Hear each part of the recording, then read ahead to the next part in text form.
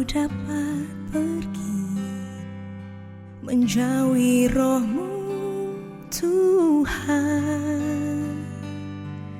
Ku berlari mendaki ke langit, namun Engkau ada di sana. Aku terbang dengan sayap fajar, diam di ujung bumi,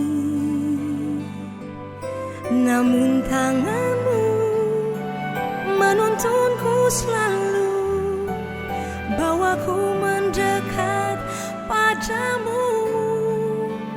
Engkau Tuhan Allah Maha Tahu,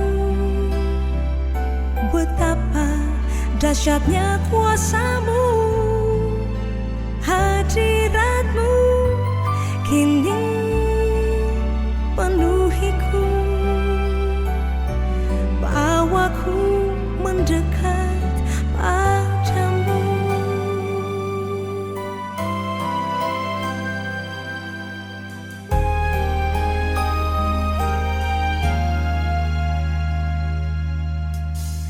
Aku terbang dengan sayap fajar, diam di ujung bumi, namun tangan-Mu menuntunku selalu, bawaku mendekat padamu. Engkau Tuhan Allah Maha Tahu, betapa dahsyatnya kuasa-Mu, hadirat-Mu kini penuhiku, bawaku mendekat padamu. Engkau Tuhan Allah Maha Tahu, betapa dahsyatnya kuasa-Mu, hadirat-Mu kini penuhiku, bawaku mendekat padamu. Shalom Jemaat Gereja Kristen Jakarta. Gereja memberikan layanan ibadah online bagi jemaat. Lalu apa saja ya yang harus dipersiapkan? Pilihlah jam ibadahmu dan ikuti tepat waktu. Jangan sampai terlambat ya. Berpakaian rapi dan sopan, seperti kondisi jemaat akan pergi ke gereja. Siapkan Alkitab dan alat tulismu ya. Duduklah dengan posisi yang baik agar tetap fokus. Hindari untuk berbaring ataupun sambil melakukan kegiatan lain di rumah. Berdoalah secara pribadi untuk mempersiapkan hati kita mengikuti ibadah ya. Berpartisipasilah aktif dalam beribadah, seperti ajakan untuk berdiri atau duduk, menyanyikan pujian, dan mendengarkan firman Tuhan dengan tetap fokus. Persembahan dapat jemaat berikan melalui transfer ke rekening gereja lokal masing-masing ya. Ikutilah ibadah online sampai selesai. Mohon bimbingan orang tua untuk dapat mengajak anak merenungkan firman melalui ibadah online sekolah minggu.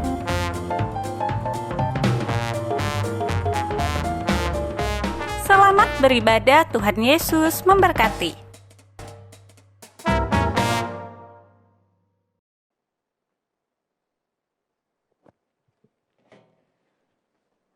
Shalom jemaat-jemaat yang terkasih dalam Tuhan. Shalom. Kita bersyukur hari ini kita boleh kembali beribadah kepada Tuhan. Semua karena anugerahnya Tuhan yang terus memelihara hidup kita, menjaga kita, menyertai hidup kita. Saat ini saya mau ajak jemaat-jemaat untuk boleh tenangkan hati dan pikiran kita. Kita mau masuk dalam hadirat Tuhan. kita ambil satu sejenak di hadapan Tuhan.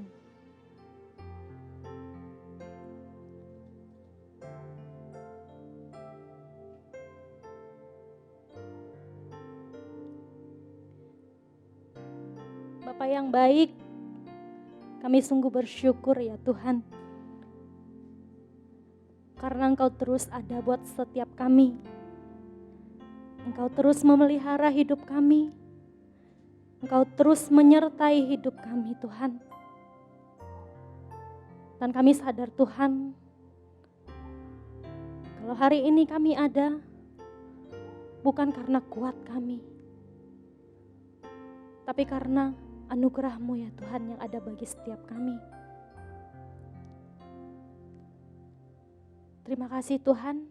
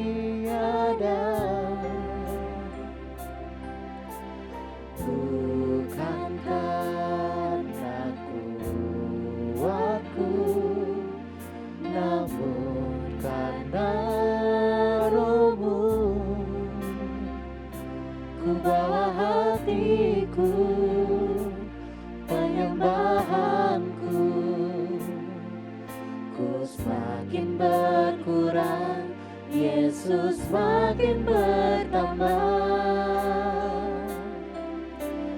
mengikut Yesus, itulah kesukaan hatiku. Ku lepas semua aku untuk mengenal kehendaknya di hidupku, mengiring Yesus, itulah kekuatan hidupku. Ku yakin anugerahnya mampu jadikanku hamba yang berkenan selalu.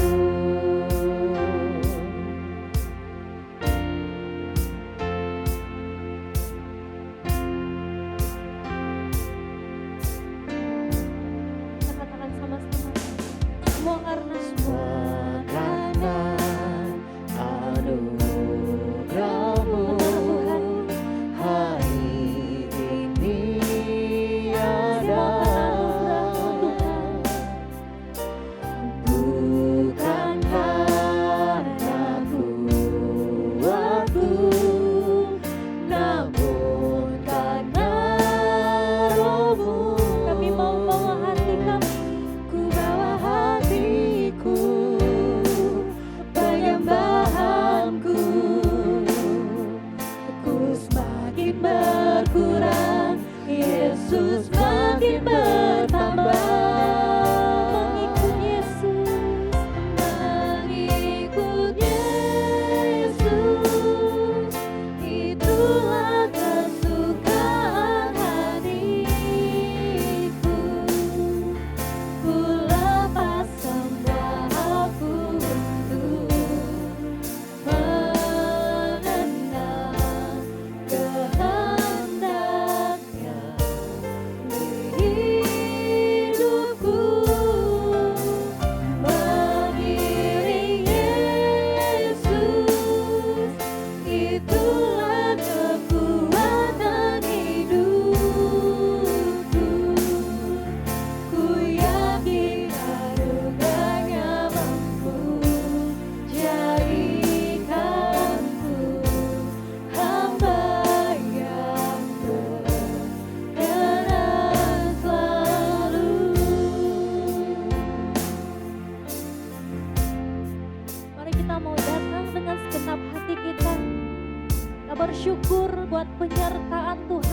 hidup kita.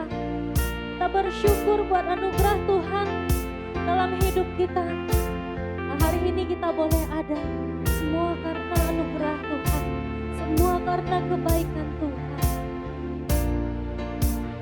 Terima kasih Tuhan, terima kasih Kau menyertai hidup kami.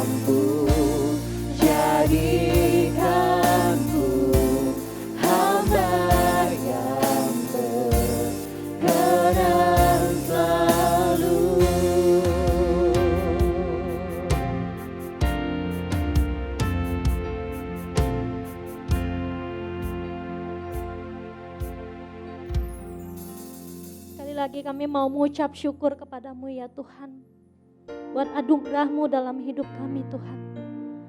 Kalau kami ada sebagaimana kami ada hari ini Tuhan, terima kasih Tuhan Yesus. Dan hari ini ketika kami kembali boleh datang beribadah kepadamu, Tuhan yang lihat hati setiap kami, biarlah hati kami yang sungguh-sungguh rindu untuk mencari Engkau, Kau lihat Tuhan. Dan Bapa, terima kasih untuk semuanya. Biarlah kiranya Engkau berkenan atas ibadah kami hari ini ya Tuhan.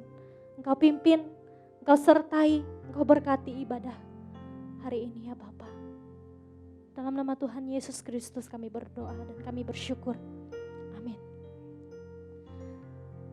Baik jemaat semua, kita mau bangkit berdiri, kita mau mengakui iman kita melalui pengakuan iman rasuli. Aku percaya kepada Allah, Bapa yang Maha Kuasa, Khalik langit dan bumi, dan kepada Yesus Kristus, anaknya yang tunggal Tuhan kita, yang dikandung daripada Roh Kudus, lahir dari anak darah Maria, yang menderita sengsara di bawah pemerintahan Pontius Pilatus, disalibkan, mati dan dikuburkan, turun ke dalam kerajaan maut. Pada hari yang ketiga, bangkit pula dari antara orang mati, naik ke surga, duduk di sebelah kanan Allah, Bapa yang Maha Kuasa, dan dari sana Ia akan datang untuk menghakimi orang yang hidup dan yang mati. Aku percaya kepada Roh Kudus, gereja yang kudus dan am, persekutuan orang kudus, pengampunan dosa, kebangkitan tubuh, dan hidup yang kekal. Amin.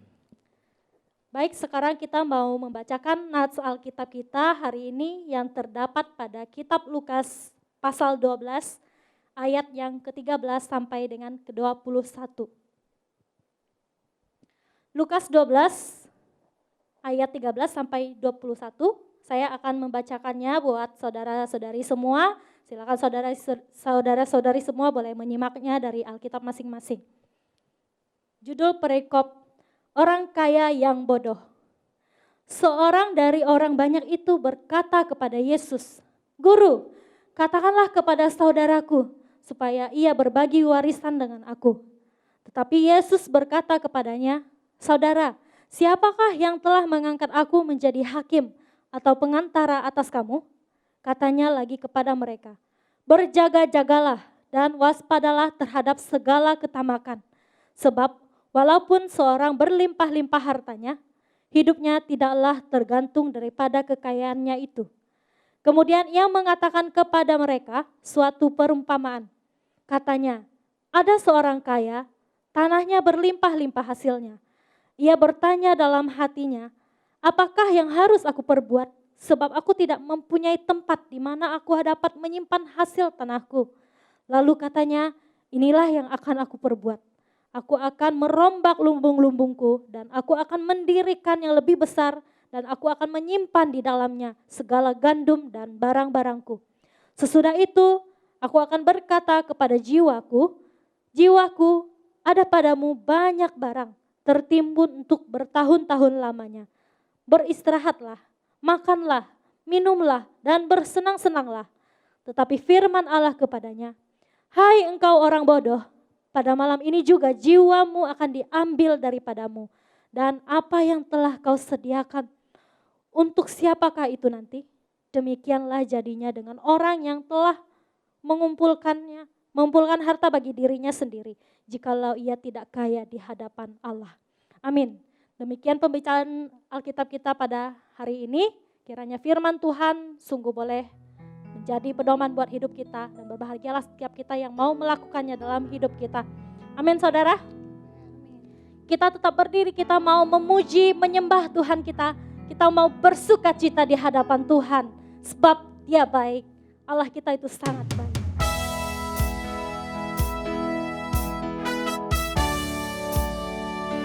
Mari kita mau masuk dalam gerbangnya Tuhan. Dengan hati yang penuh syukur. Dengan hati yang penuh sukacita. Untuk menyembah, memuji Dia.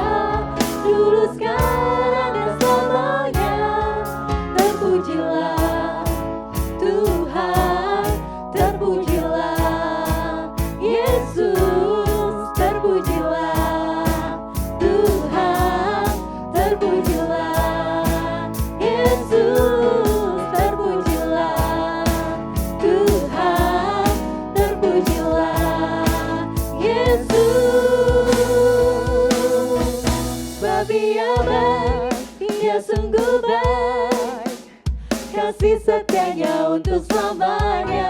Sebab Dia baik, Dia sungguh baik. Kasih setianya kekal. Oh, sebab Dia baik.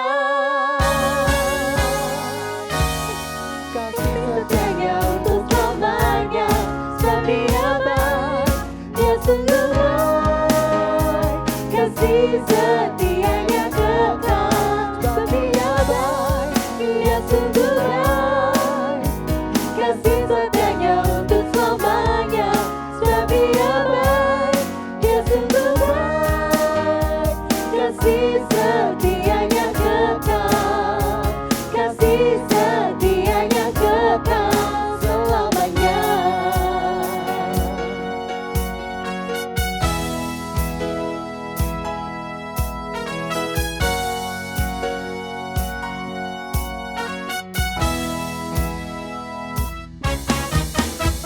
Haleluya.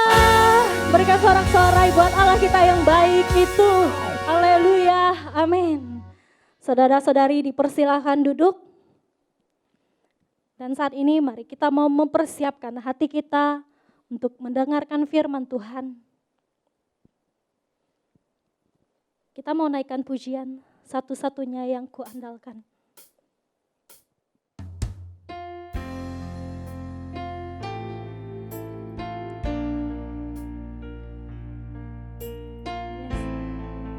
Kami tahu Engkau Tuhan yang setia dalam hidup kami. Waktu-Mu adalah yang terbaik buat kami Tuhan. Engkau Tuhan yang setia, waktu-Mu selalu yang terbaik. Engkau Tuhan sandaran kami. Engkau Tuhan sandaranku, dan ku hanya kan berharap padamu. Satu-satunya yang ku andalkan, satu-satunya yang ku percaya.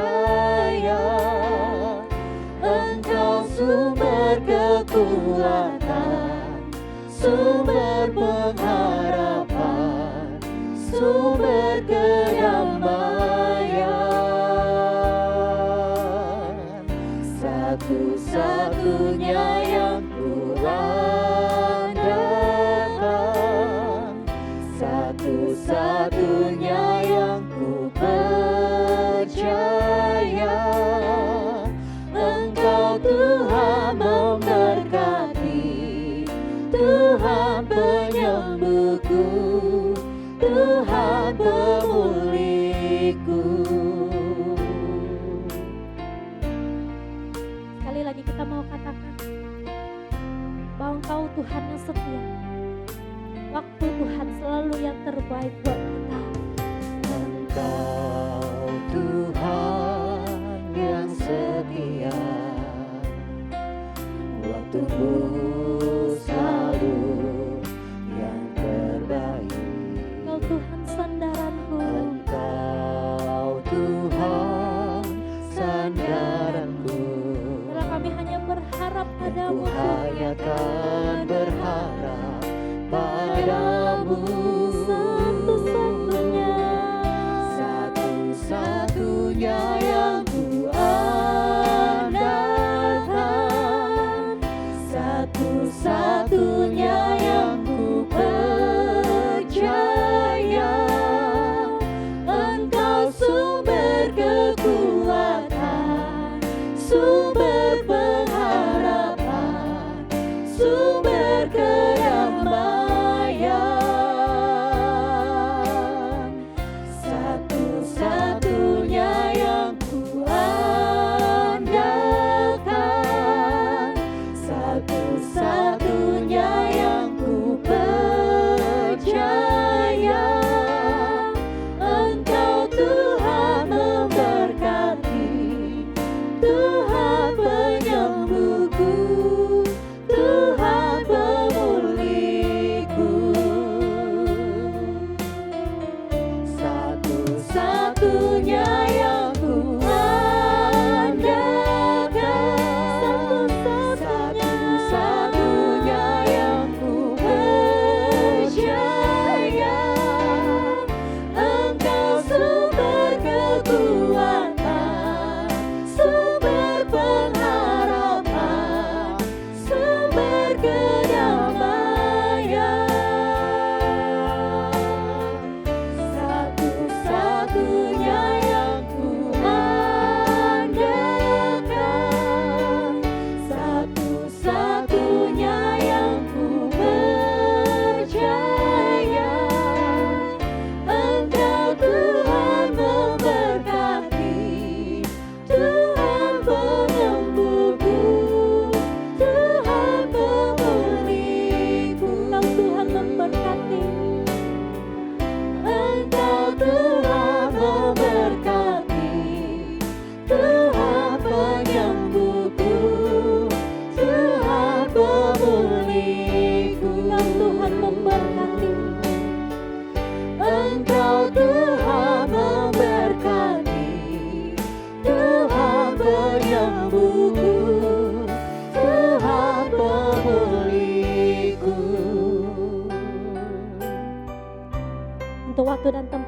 hambanya.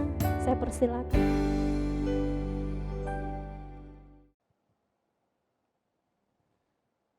Shalom jemaat yang dikasihi Tuhan. Kita bersyukur Tuhan baik buat setiap kita. Dan kita bersyukur kita masih diberikan kesempatan untuk terus beribadah kepada Tuhan. Meskipun masih melalui virtual. Sebelum kita mendengarkan firman Tuhan pada hari ini, mari bersama-sama kita berdoa. Bapa di dalam surga, kami mengucap syukur kepada Engkau. Semua keadaan kami sampai pada hari ini adalah karena kemurahan Tuhan, kebaikan Tuhan, penyertaan Tuhan di dalam hidup setiap kami. Bukan karena kuat dan gagah kami ya Tuhan. Kami menyadari semuanya adalah daripada Engkau. Tuhan, kami berdoa kiranya Engkau terus menuntun langkah kami. Engkau mengarahkan kami ya Tuhan. Di tengah-tengah semakin gelapnya dunia ini, kiranya kami boleh semakin berharap hanya kepada Tuhan saja. Terima kasih Tuhan, karena itu berfirman-Lah buat setiap kami, tuntun kami dengan firman-Mu, dan kami siap untuk mendengarkan firman-Mu. Demi nama Tuhan Yesus Kristus kami berdoa. Amin. Jemaat yang dikasihi Tuhan, firman Tuhan hari ini terambil di dalam Lukas 12 ayat yang ke-13 sampai ayat yang ke-21. Lukas pasal 12 ayat yang ke-13 sampai ayatnya yang ke-21. Dan saya akan membacakan buat setiap kita dan jemaat yang dikasihi Tuhan. Mari perhatikan di dalam Alkitabnya masing-masing, di rumah masing-masing. Firman Tuhan berkata demikian. Seorang dari orang banyak itu berkata kepada Yesus, "Guru, katakanlah kepada saudaraku supaya ia berbagi warisan dengan aku." Tetapi Yesus berkata kepadanya, "Saudara, siapakah yang telah mengangkat aku menjadi hakim atau pengantara atas kamu?" Katanya lagi kepada mereka, "Berjaga-jagalah dan waspadalah terhadap segala ketamakan, sebab walaupun seorang berlimpah-limpah hartanya, hidupnya tidaklah tergantung daripada kekayaannya itu." Kemudian ia mengatakan kepada mereka suatu perumpamaan, katanya, "Ada seorang kaya, tanahnya berlimpah-limpah hasilnya. Ia bertanya di dalam hatinya, apakah yang harus aku perbuat? Sebab aku tidak mempunyai tempat di mana aku dapat menyimpan hasil tanahku." Lalu katanya, "Inilah yang akan aku perbuat. Aku akan merombak lumbung-lumbungku dan aku akan mendirikan yang lebih besar dan aku akan menyimpan di dalamnya segala gandum dan barang-barangku. Sesudah itu aku akan berkata kepada jiwaku, jiwaku, ada padamu banyak barang, tertimbun untuk bertahun-tahun lamanya. Beristirahatlah, makanlah, minumlah, dan bersenang-senanglah." Tetapi firman Allah kepadanya, "Hai engkau orang bodoh, pada malam ini juga jiwamu akan diambil daripadamu, dan apa yang telah kau sediakan, untuk siapakah itu nanti?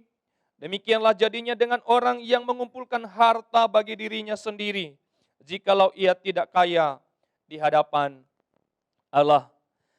Sedemikian jauh pembacaan firman Tuhan pada hari ini. Dan Bapak Ibu yang dikasihi Tuhan, tema yang diangkat daripada firman Tuhan ini adalah waspada pada ketamakan. Saudara yang dikasihi Tuhan, satu kali ada seorang anak kecil yang sedang menangis di jalanan dan sambil menusuri jalanan, sambil sedang kelihatan mencari sesuatu. Dan sementara itu ada seorang ibu yang lewat dan kemudian berhenti melihat anak kecil yang menangis itu, lalu mendekatinya dan bertanya, "Dek, kenapa kamu menangis? Apakah engkau tersesat?" "Tidak," kata anak kecil itu, "saya tidak tersesat. Saya kehilangan uang 10.000 sekitar jalanan ini," katanya. "Dan saya sudah mencarinya, saya sudah menusuri semua jalanan ini.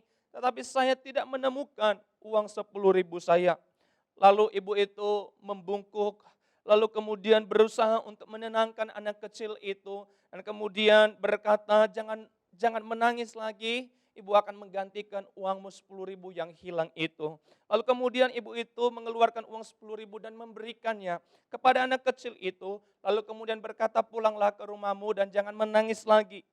Anak kecil itu sambil mengambil uangnya dan berjalan, tetapi ia tetap menelusuri jalanan itu, mencari lagi uangnya yang hilang 10.000 itu dan tetap masih menangis. Lalu kemudian ibu itu kembali berjalan dan mendekati anak itu dan bertanya, loh kenapa kamu masih menangis adik kecil?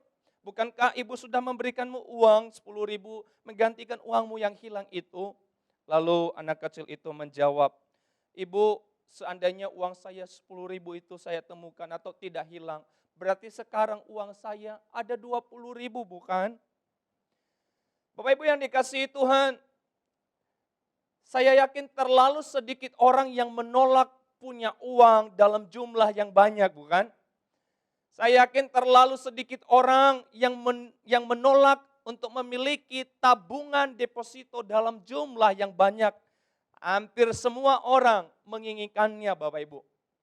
Dan cerita anak kecil tadi adalah gambaran Bapak Ibu orang-orang yang mengejar dan memburu harta dan kekayaan. Mereka tidak lagi berada di jajaran orang-orang pekerja keras Bapak Ibu.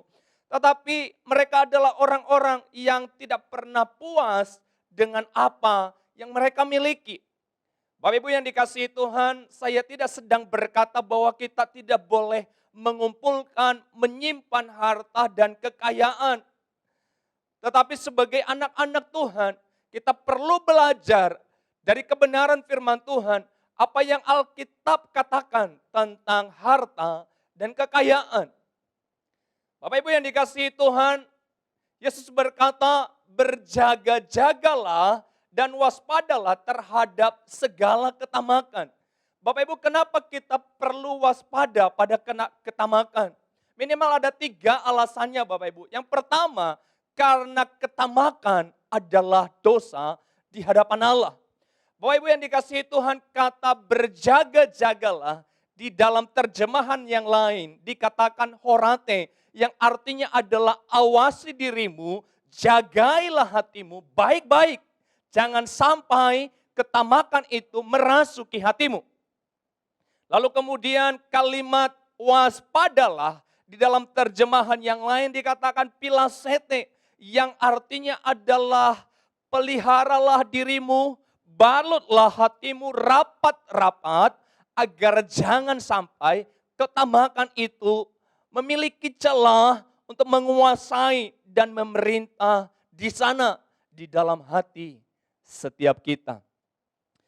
Bapak Ibu yang dikasihi Tuhan, hal ini bermula dari salah satu dari ribuan orang yang sedang mendengarkan pengajaran Yesus. Lalu kemudian berkata kepada Yesus, Guru, katakanlah kepada saudaraku supaya ia berbagi warisan dengan aku. Bapak Ibu yang dikasihi Tuhan, ada 2 tafsiran tentang orang ini. Yang pertama ada yang mengatakan bahwa warisan orang ini sedang dirampas oleh kakaknya. Dan yang kedua adalah warisan orang ini tidak dirampas oleh kakaknya.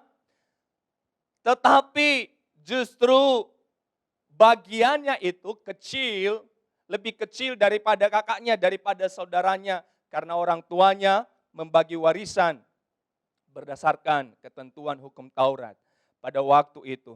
Dan jemaat yang dikasihi Tuhan, saya setuju dengan tafsiran yang kedua ini. Memang ketika saya sekilas membaca, saya pikir orang ini adalah orang yang dirampas haknya. Maka dia meminta pertolongan kepada Tuhan. Tetapi ada sesuatu yang mengganjal kalau benar orang ini adalah orang yang terintimidasi, orang yang dirampas haknya. Kenapa Yesus seolah-olah tidak menunjukkan sebuah belas kasihan, kebenaran kepada orang ini? Ada beberapa alasan yang saya dapat temukan Bapak Ibu yang saya ingin katakan buat setiap kita. Pertama adalah respon Yesus sendiri terhadap orang ini. Ketika orang ini berkata, Guru katakanlah kepada saudaraku supaya ia berbagi warisan dengan aku. Yesus lalu berkata kepadanya, saudara, siapa yang ngangkat aku jadi hakim atas kamu? Atau pengantara atas kamu? Yesus sendiri berkata demikian kepada orang ini dan saya percaya bahwa kalau orang ini benar-benar dirampas haknya oleh saudaranya, maka saya percaya responnya Yesus kepada orang ini pasti sesuatu yang berbeda, tidak seperti ini. Yang kedua adalah kalau benar-benar orang ini dirampas haknya, diambil haknya, bagiannya oleh kakaknya, maka saya percaya harusnya ia melaporkan hal itu kepada orang yang berwajib, bukan? Dan yang ketiga Bapak Ibu adalah perkataannya sendiri, yaitu supaya ia berkata kepada Yesus, katakan kepada saudaraku supaya ia berbagi warisannya dengan aku. Berarti sebenarnya dia dapat warisan juga, tapi dia mau bagian kakaknya dibagi lagi buat dia. Dan Bapak Ibu yang dikasihi Tuhan, itulah ketamakan. Orang ini Bapak Ibu dapat dilihat betapa tamaknya dari tindakannya Bapak Ibu. Mari kita perhatikan lebih jauh lagi Bapak Ibu. Sementara Yesus sedang mengajar dan berbicara tentang sesuatu yang lain, ragi orang Farisi dan tentang pengakuan yang tak kenal takut kepada Roh Kudus itu.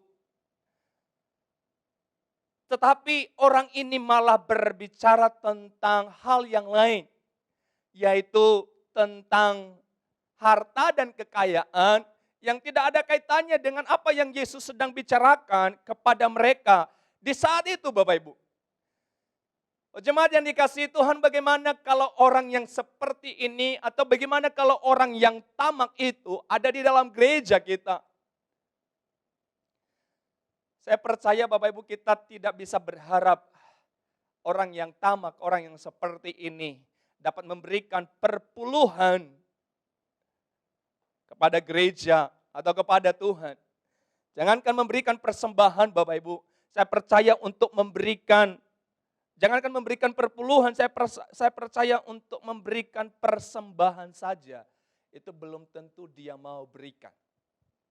Sementara firman Tuhan, saya percaya disampaikan, orang ini bisa jadi ia sedang memikirkan bagaimana caranya supaya nanti pulang dari gereja, dia dapat kantau yang lebih banyak, dia dapat uang yang lebih banyak, dia dapat sesuatu yang menguntungkan dirinya yang lebih banyak lagi. Bapak Ibu yang dikasihi Tuhan, apa yang bisa membuat kita jatuh di dalam dosa ketamakan? Richard L. Pratt menulis dalam bukunya yang berjudul Designed for Dignity, dia mengatakan bahwa yang menyebabkan kita jatuh ke dalam dosa ketamakan adalah ketidakpuasan kita dengan apa yang kita miliki.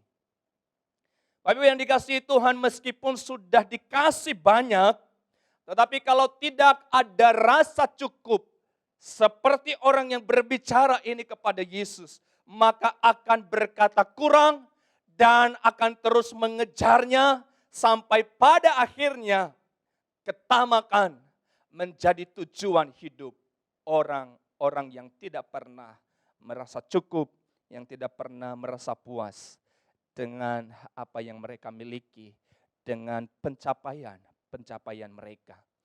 Bapak Ibu yang dikasihi Tuhan, jadi kita perlu waspada kepada ketamakan. Kenapa Bapak Ibu? Kalau tadi yang pertama karena ketamakan itu adalah dosa, dan yang kedua, kenapa kita perlu waspada kepada ketamakan? Karena hidup kita Bapak Ibu tidak tergantung pada harta dan kekayaan kita. Yesus berkata di dalam ayat 15 bagian B-nya, dikatakan sebab walaupun seorang berlimpah-limpah hartanya, hidupnya tidaklah tergantung daripada kekayaannya itu. Bapak Ibu yang dikasihi Tuhan, mari kita perhatikan firman Tuhan ini. Bapak Ibu, ternyata orang ini yang berbicara kepada Yesus itu bukan saja tidak puas dengan apa yang ia miliki Bapak Ibu, tetapi juga ternyata ia bersandar kepada harta dan kekayaannya. Jadi Bapak Ibu, orang ini menggantungkan hidupnya, ia cinta pada kelimpahan materi. Dan kita bilang Bapak Ibu, cinta uang adalah akar dari segala kejahatan. Di dalam 1 Timotius 6 ayat 10. Dan menurut saya Bapak Ibu, orang ini adalah orang jahat. Menuduh kakaknya merampas warisannya dia. Bukan saja menuduh kakaknya merampas warisannya dia, tetapi juga memanfaatkan Yesus yang pada waktu itu mengajar dengan pengajaran-pengajaran yang dahsyat, yang luar biasa. Dan dia berkata, ini adalah orang hebat, ini bisa dimanfaatkan untuk kepentingan diri saya sendiri. Bapak Ibu yang dikasihi Tuhan, itu sebabnya Yesus mengingatkannya. Bahkan juga sekaligus mengingatkan ribuan orang yang mendengarkan khotbah Yesus pada waktu itu. Dan juga termasuk mengingatkan saya dan Bapak Ibu, semua kita sebagai anak-anak Tuhan, yang berkata bahwa meskipun seseorang berlimpah-limpah hartanya, tapi dengar baik bahwa hidup setiap kita tidak ditentukan oleh harta dan kekayaan yang berlimpah-limpah, Bapak Ibu yang dikasihi Tuhan. Saya percaya bahwa setiap kita Bapak Ibu, seperti yang tadi saya katakan, kita menginginkan, kita mau, kita tidak menolak. Kita punya uang yang banyak, tabungan yang banyak.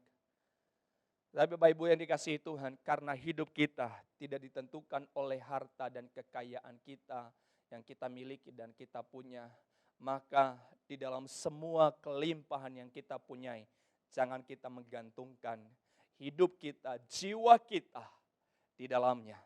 Bapak Ibu yang dikasihi Tuhan, ada seorang yang bernama Michael Carroll, seorang yang beruntung mendapatkan uang yang fantastik Bapak Ibu. 223 miliar yang mendapatkannya dari National Lottery. Bapak Ibu yang dikasihi Tuhan, kalau kita mendapatkan uang 223 miliar, kira-kira bagaimana respon kita? Apa yang akan kita lakukan? Apa yang akan kita kerjakan Bapak Ibu? Dan Michael Carroll, dia memang bahagia ketika dia mendapatkan uang yang begitu besar itu, yang begitu banyak. Dan dia berpikir bahwa uang itu akan membawanya mampu melakukan apapun yang ia inginkan. Pergi kemanapun ia inginkan, membeli apapun yang ia inginkan. Dan betul Bapak Ibu, dia melakukan sesuatu yang dia inginkan. Dia membeli rumah-rumah yang mewah, dia membeli mobil yang mewah, dia membeli perhiasan-perhiasan yang mewah. Dan bukan cuma itu saja Bapak Ibu, dia mulai minum minuman keras, dia mulai bermain perempuan, dia tidak puas dengan satu dua, dia menyewa pelacur, dia bawa ke rumahnya, dia main perempuan Bapak Ibu. Dan dia harus ditinggalkan oleh orang yang ia cintai, istrinya dan anaknya Bapak Ibu. Bahkan dia berani melakukan tindakan-tindakan kriminal karena dia punya harta dan kekayaan. Sehingga pada akhirnya dia masuk ke dalam penjara.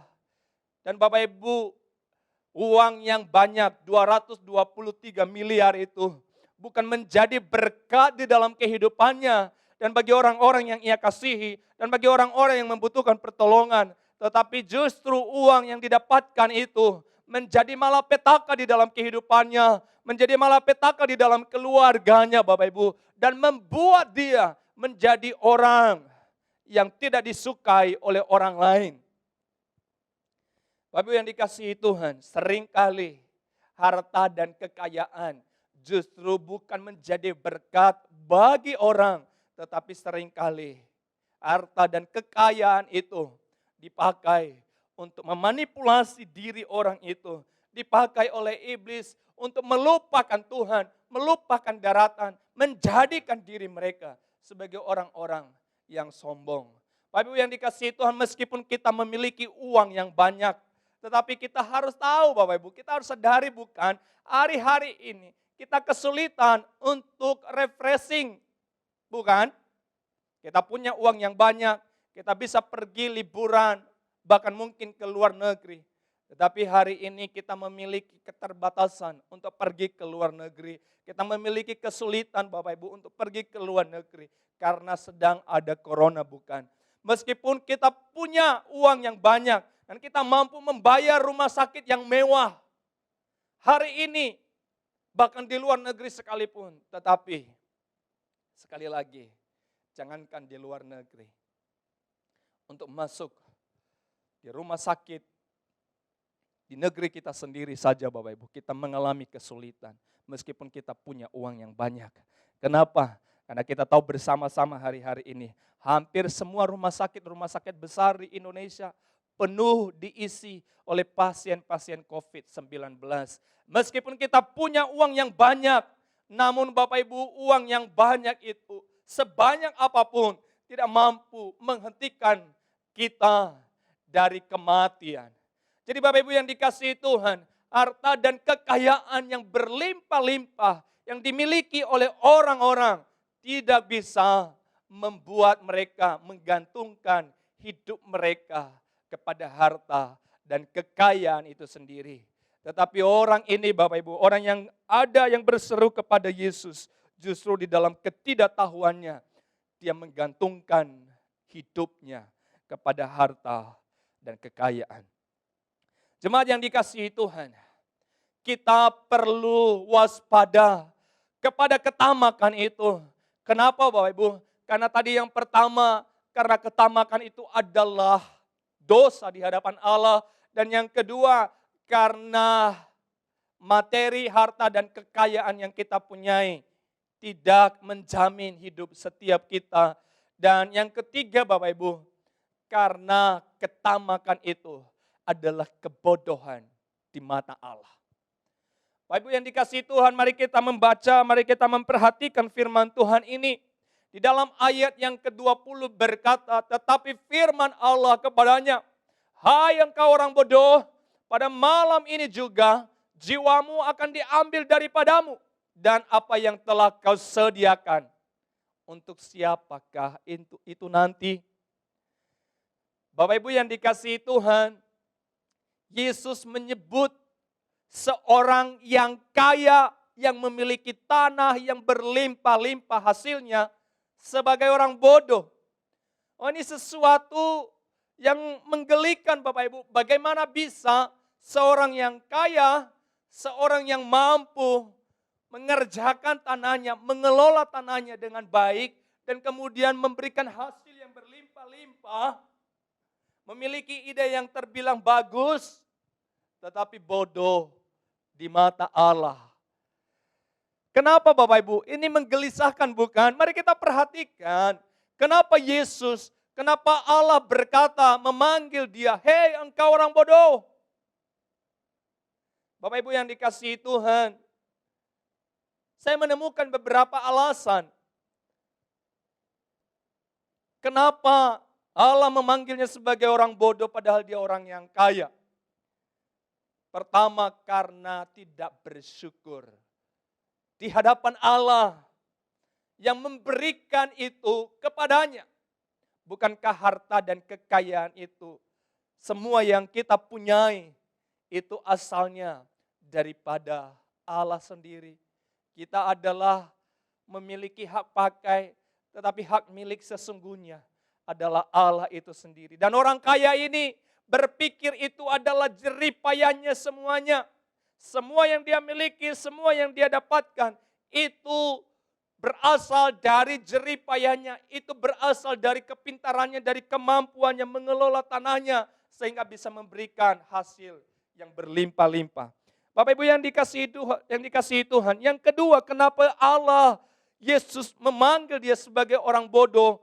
Karena bukannya menyebarkan harta, melainkan orang kaya ini menyimpannya bagi dirinya sendiri. Bapak Ibu yang dikasihi Tuhan, bukankah di dalam firman Tuhan berkata, ada orang yang menyebar harta tetapi bertambah kaya. Ada yang menghemat secara luar biasa, tetapi firman Tuhan berkata namun selalu berkekurangan. Siapa banyak memberi berkat, diberi kelimpahan. Siapa memberi minum, ia sendiri akan diberi minum. Amsal 11 ayat 24 sampai 25. Bapak Ibu yang dikasihi Tuhan, tetapi orang ini, Yesus berkata, engkau orang bodoh karena engkau menyebar harta bagi dirimu sendiri. Engkau menyimpan, engkau menghemat harta untuk dirimu sendiri. Yang ketiga Bapak Ibu, kenapa Allah memanggil orang ini sebagai orang bodoh? Karena merasa aman dengan lumbung-lumbung yang besar yang ia punyai. Padahal Bapak Ibu, lumbung yang besar itu bisa saja ngengat, bukan? Bisa saja dalam waktu yang sekejap bisa ludes dimakan si jago merah, bukan? Tetapi dia berpikir, aku akan aman kalau aku akan membuat lumbung-lumbung yang besar. Bapak Ibu yang dikasihi Tuhan, orang ini berpikir bahwa segala sesuatu yang aku telah miliki, yang aku telah capai, itu adalah hasil dari kemampuanku sendiri, untuk diriku sendiri, dan sekarang aku bisa bersenang-senang, aku bisa bersantai-santai, aku bisa menikmati hidup ini. Padahal yang menentukan hidupnya, yang menentukan kebahagiaannya, bukanlah materi dan kekayaan, kelimpahan yang ia punyai, tetapi Tuhan yang memberikan kelimpahan itu sendiri. Bapak Ibu yang dikasihi Tuhan, Tuhan suka memberkati setiap kita. Tuhan senang memberkati setiap kita. Bukan saja secara spiritual Tuhan memberkati kita, tetapi juga Tuhan mau kita punya secara materi.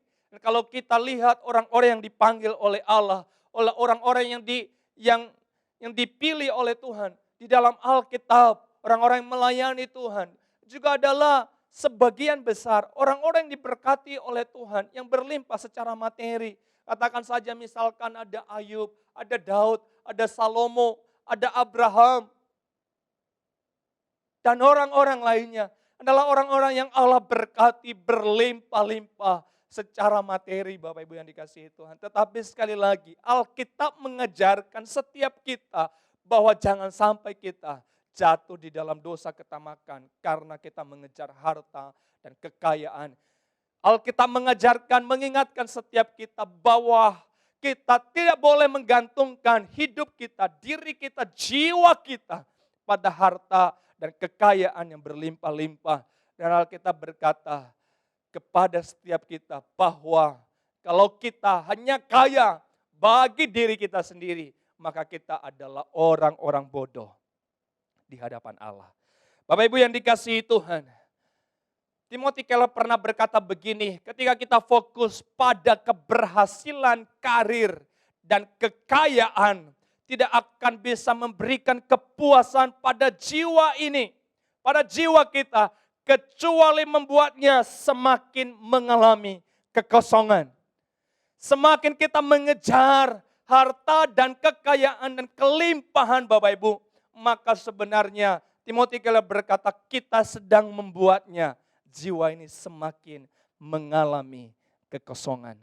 Bapak Ibu yang dikasihi Tuhan, itu sebabnya penting bagi setiap kita untuk selalu memiliki rasa cukup bagi diri kita, besar kecilnya yang Allah percayakan buat setiap kita secara materi. Kita tetap harus bersyukur kepada Tuhan.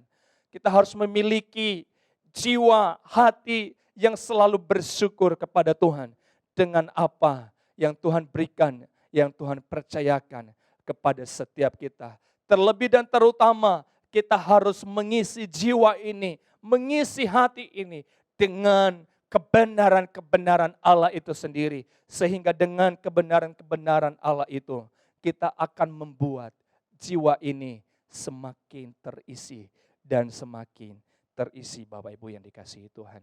Kiranya firman Tuhan yang kita dengarkan pada hari ini boleh mengingatkan setiap kita Bapak Ibu.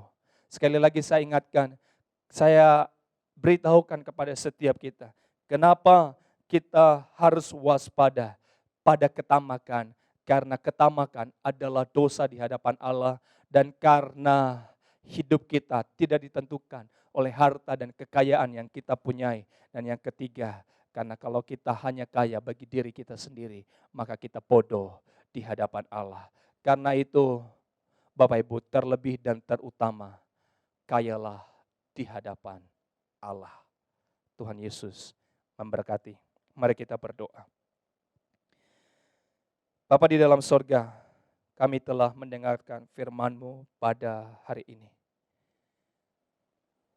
Terima kasih Engkau telah mengingatkan setiap kami, agar di dalam kami bekerja, di dalam kami berusaha berbisnis, di dalam kami mengumpulkan harta dan kekayaan, kami tidak terjebak dengan ketamakan. Terima kasih Engkau telah mengingatkan kami dengan firman-Mu. Hamba-Mu telah berbicara, telah selesai berhenti berbicara ya Tuhan. Dan kiranya Roh Kudus terus memeteraikan firman ini di dalam hati setiap anak-anak-Mu. Dengar doa kami, demi nama Tuhan Yesus, kami berdoa, kami bersyukur. Amin. Terima kasih kepada hambanya, Guru Injil Ari Lase yang sudah menyampaikan firman Tuhan buat kita semua. Kiranya Tuhan boleh terus pakai hambanya untuk jadi berkat buat banyak orang. Baik saudara-saudari, sekarang tiba saatnya kita mau memberikan persembahan buat Tuhan kita sebagai tanda ucapan syukur kita karena Tuhan sudah memberkati hidup kita. Dan sebelumnya kita mau berdoa terlebih dahulu, minta saudari Cecil yang boleh pimpin dalam doa. Mari kita berdoa. Bapa yang baik, kami bersyukur Tuhan untuk kasih setia Tuhan dalam hidupnya kami. Kami bersyukur Tuhan ketika kami jalanin harinya kami, Kau selalu ada bagi setiap kami, Tuhan selalu pegang hidupnya kami Bapa. Bapa, kalau sekarang kami mau memberikan yang terbaik Bapa, sungguh mari Tuhan pimpin kami mau memberikan dengan hati yang bersuka, hati yang bersyukur kepadamu Tuhan. Dan sungguh Tuhan yang boleh pimpin setiap orang yang akan mengelola uang ini Tuhan, boleh jadi berkat bagi banyak orang Tuhan. Dan sungguh namamu boleh ditinggikan Bapa. Terima kasih Tuhan, hanya di dalam namamu kami ucap syukur dan berdoa. Amin. Amin. Baik, persembahan dapat saudara-saudari berikan dengan men-scan barcode yang ada di layar sesuai dengan gereja lokal masing-masing. Mari kita mau naikkan pujian, betapa ku bersyukur.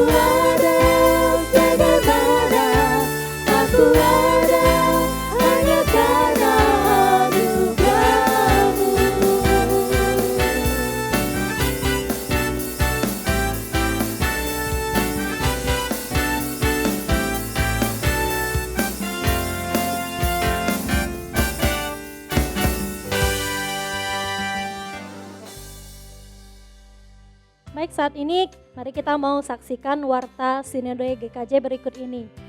Untuk bimbingan pranikah, syarat dan ketentuan bagi calon pasutri yang ingin melangsungkan pemberkatan nikah kudus di Gereja Kristen Jakarta dapat dilihat melalui akun Instagram Sinode GKJ. Kelas Christian Worldview. Kelas Christian Worldview akan diadakan pada hari Selasa, tanggal 19 Januari 2021 pukul 19 waktu Indonesia Barat dengan tema Wawasan Alkitab Penciptaan dan dengan pembicara Pendeta Victor Pamusu. Kelas pembinaan ini akan diadakan secara virtual melalui Zoom meeting. Kiranya seluruh peserta dapat mempersiapkan diri dan mengikutinya tepat waktu. Kelas SMK, Saya Murid Kristus. Kelas SMK 1 akan diadakan pada hari Kamis, tanggal 21 Januari 2021 pukul 19 waktu Indonesia Barat dengan tema Mengenal Allah yang Benar. Peserta Room 1 dilayani oleh Pendeta Lukas Pang dan peserta Room 2 dilayani oleh Pendeta Bobby Mesak. Kiranya seluruh peserta kelas SMK 1 dapat mempersiapkan diri dan dengan tepat waktu mengikutinya. Webinar Gereja Kristen Jakarta akan diadakan pada hari Sabtu, tanggal 30 Januari 2021 pukul 18 sampai dengan pukul 20 waktu Indonesia Barat dengan tema Spirit, Injili dan Ajaran Sehat. Pembicara Guru Injil Samuel Sugerto. Webinar diadakan secara virtual melalui Zoom meeting. Meeting ID dan passcode dapat dilihat dalam e-flyer yang tersedia. Mengundang seluruh jemaat Gereja Kristen Jakarta untuk mengikutinya.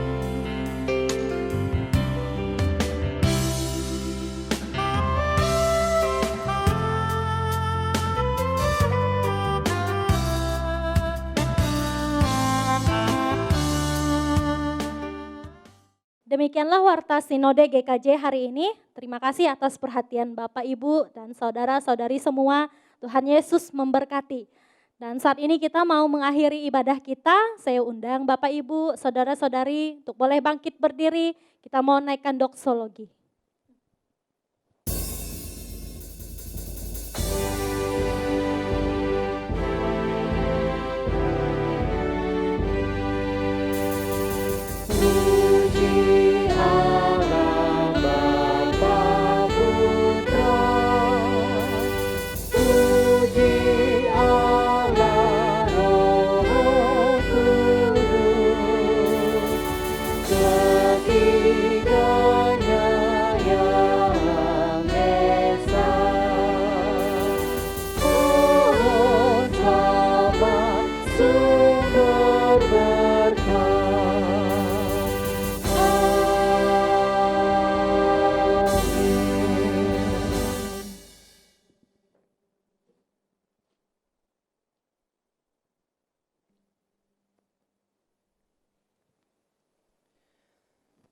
Jemaat yang dikasihi Tuhan, di akhir dari ibadah kita pada hari ini, mari sekali lagi kita mengingat firman Tuhan yang kita dengarkan bersama-sama pada hari ini. Dan kiranya firman Tuhan itu boleh menolong kita untuk semakin menjadi anak-anak Tuhan yang berkenan di hadapan Tuhan. Dan kiranya Roh Kudus memampukan kita untuk boleh melakukan kebenaran firman itu di dalam kehidupan kita sehari-hari. Karena itu arahkan hatimu, dan terimalah berkat daripada Tuhan. Kiranya kasih karunia daripada Allah Bapa, pertolongan kekuatan dari Tuhan Yesus Kristus, serta persekutuan penghiburan di dalam Allah Roh Kudus, dan kiranya Allah Tritunggal yang esa itu terus mencurahkan berkat-Nya melimpah-limpah di dalam kehidupan kita hari ini, bahkan sampai selama-lamanya. Amin.